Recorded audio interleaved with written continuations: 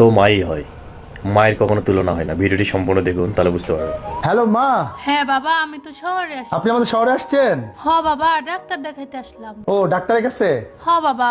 মা শোনেন, ডাক্তার দেখানো শেষ হইলে আমাদের বাসায় আসেন। ঠিক আছে বাবা, আমি আসতেছি, একটু পরেই আসতেছি। হ, 7-8 দিন থাকবেন। আচ্ছা দেখি। প্লিজ প্লিজ অনুরোধ করলাম মা। বাবা আমি নিচে চলে আসি। ও আপনি নিচে?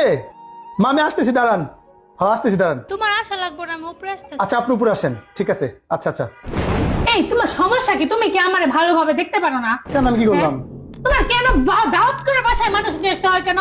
হ্যাঁ, আচ্ছা মা, মা আসছে। শান্তি লাগে না তোমার কোনো সময়? আমি আচ্ছা, মা আসছে, আসুক। আসলে আমার 100 বার রান্না করা লাগে, 100 পদ রান্না করা লাগে। সেই সকাল থেকে নাস্তা বানানো শুরু করতে হয় রাত্রে পর্যন্ত। তোমার কি কি বউরে ভালোবাসো না, বউরে কিছু মনে হয় না? তো মা মা করো কেন? মা দিয়ে কি করবা দুনিয়াতে? এ, মার সেবা করবো চুপ না? থাকো তুমি। মা সেবা করবা মানে তুমি ডাক্তার কাছে দেখে আসতা, দেখে এসে বাইরে রেস্টুরেন্টে খাওয়া, তুমি গাড়িতে তুলে দিত। তোমার এত সমস্যা কিসের? মা শহর আসছে, মাকে আসতে বলবো না? কেন তুমি আসতে বলবো বাসায়? বাসায় তো কি, হ্যাঁ আমি সারাদিন কাজ করি, তোমার কি ভালো লাগে না? আরে হ্যাঁ, একটু শান্তিতে একটু শুতেও পারি না। তোমার মা যতদিন থাকে সারাটা দিন আমার দিয়ে কাম করায়, একটু ঘুমাইতেও পারি না। তুমি এত অত্যাচার করো কেন আমার উপর? আর মা তো নিচে আসছে, আমি মা কি নিচে বলবো? আসছে, আমি কি করবো? মাথায় নিয়ে নাচবো?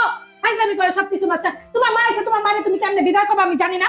যদি বাসা ঢুকতেছে তুমি বাসার মুখের উপরে দরজা লাগিয়ে দিবা, বলবা যে আমার করোনা হয়েছে বা ডেঙ্গু হয়েছে, সামথিং একটা বলবা, বলে তুমি তার এখন বিদায় করবে। আমি বলে দিলাম একদম বাড়াবাড়ি করবে না, বাসায় যেন না ঢোকে। আপনি কিছু আসছেন, আপনার মেয়ে ডেঙ্গু করোনা বিছনায় পড়ে রয়েছে, আপনি যান, আইসেন না। হ্যাঁ আম্মা। কি রে মা, বাঁধনের সাথে তোর কিছু হয়েছে? না তো কিছু হয়নি তো। তাহলে জামাই আজকে এরকম করলো কেন? আমি তো কোনোদিন বাঁধনের এরকম করতে দেখি নাই। আমার মুখের উপর দরজা লাগাই দিল, আমি অনেক কষ্ট পাইছি রে মা। আমি বাইরে তুমি আসো। হইলো না। না রে থাক, তোরা ভালো থাক। যাইতেছো কাকে? জামাই নিয়ে আসিস বাসা। তুমি দাঁড়াও দাঁড়াও, আমার লেগে আবার কার্য করিস।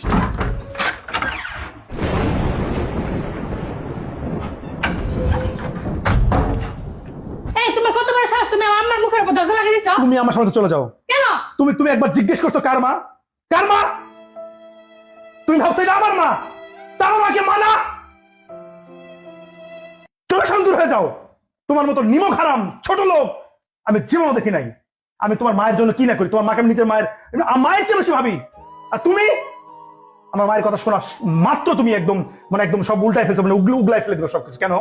হ্যাঁ, তোমার মা আমার মা মানা না? হ্যাঁ, আমার ভাই আসছে।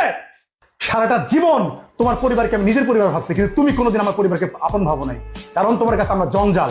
বুঝতে পারছো? এটা মনে রাখবা, তোমার ঘরের সন্তান আছে, একদিন তুমিও ঠিক এরকম বাড়ির নিচ থেকে বিদায় হয়ে যাবা।